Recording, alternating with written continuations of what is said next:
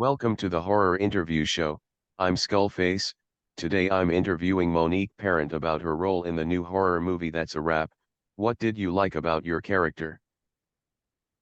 I loved portraying a woman who, much like me, has been in the film industry for decades and experienced the highs and lows of that. Is there any character in That's a Wrap that you particularly like aside from your own? I have a lot of respect for the Harper character.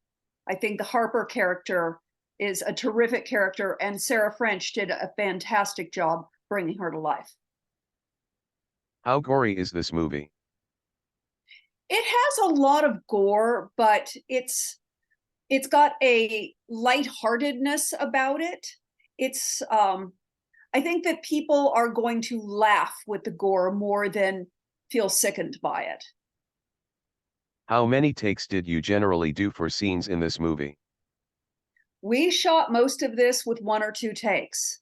Marcel Waltz, the director, does give us the room to really utilize the take however we want. He gives us a lot of space to be creative with it. So very rarely do the actors want another take because we feel like we've really given what we wanted. And Marcel is very giving and allowing us to do that. He will ask for certain adjustments periodically, but for the most part, we get it in one or two takes. Was this a fun movie to film, and if so, how? Every movie is a fun movie to film, but That's a Wrap is such an homage to horror films of decades past. And there's so much tongue in cheek and camp with it, and it's so meta. It was really, really, really fun to play with all of that and to have that underlying subtext with everything you're doing. Were there any scenes in this movie that were particularly challenging to film? I have a very big emotional monologue, and that was very challenging to film. Um, for one, it's a lot of dialogue to remember, and having to remember all of the words. I worked for a long time trying to make sure that I had all the words solid in my head so I could do it justice. That was very challenging and wonderful to experience that challenge. Do you think that horror and humor is a good blend, and if so, why? I like blending horror with humor because it takes you on a really fun emotional roller coaster. Sometimes you watch some horror films and they're very dark and have terrific special effects, but they kind of take you mentally in a dark place. Whereas I find with humor, it's you're having more of an emotional roller coaster, the ups and the downs. I love being able to keep people at the utmost of tension and then immediately make them laugh and then pull them right back into the tension. I think that's really fun. And I think That's a Wrap particularly does that very well. So as a horror actress, how exactly do you have empathy for the villains you're playing? That's really an interesting question. It depends on the villain. It depends on the human, and you have to find the ways looking inside yourself to find your commonalities with these people.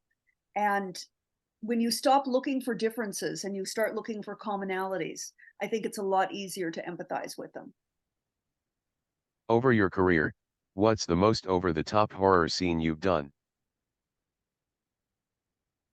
Ooh, I would say my scene in the profane exhibit is a pretty over the top scene. Not a lot of people have seen it yet. It's seen at festivals, but I think I have a really dramatic over the top scene in that.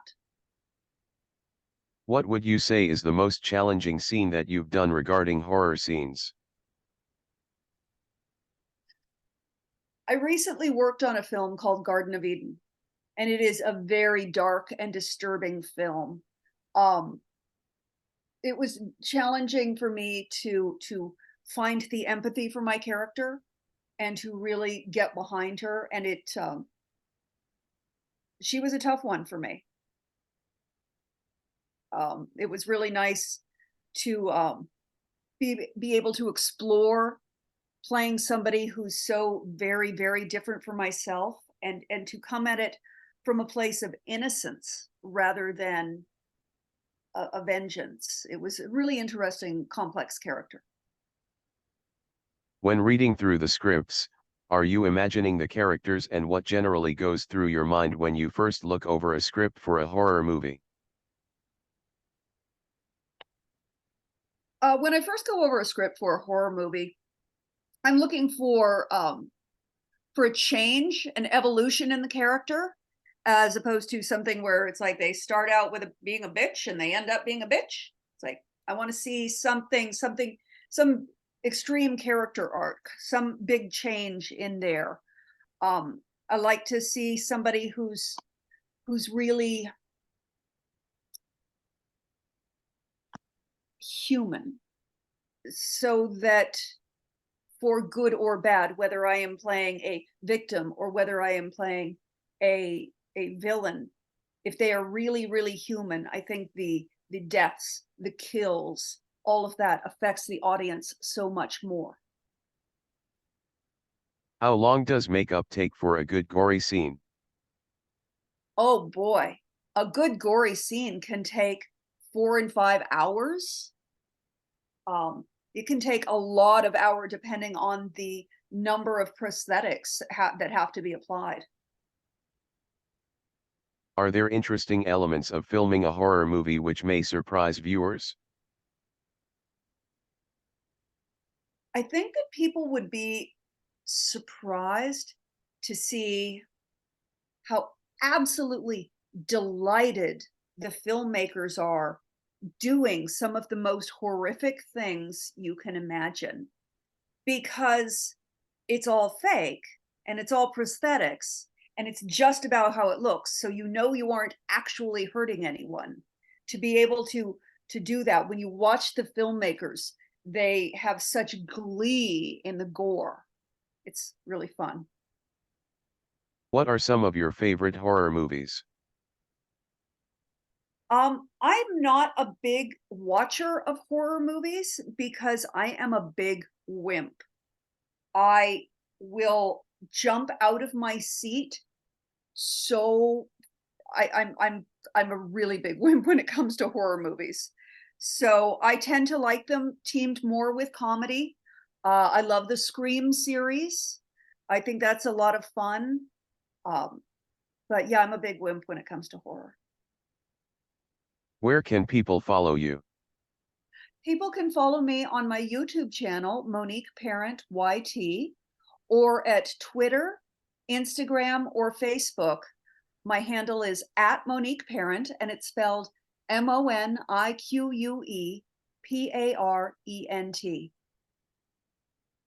I would like to thank Monique for the interview.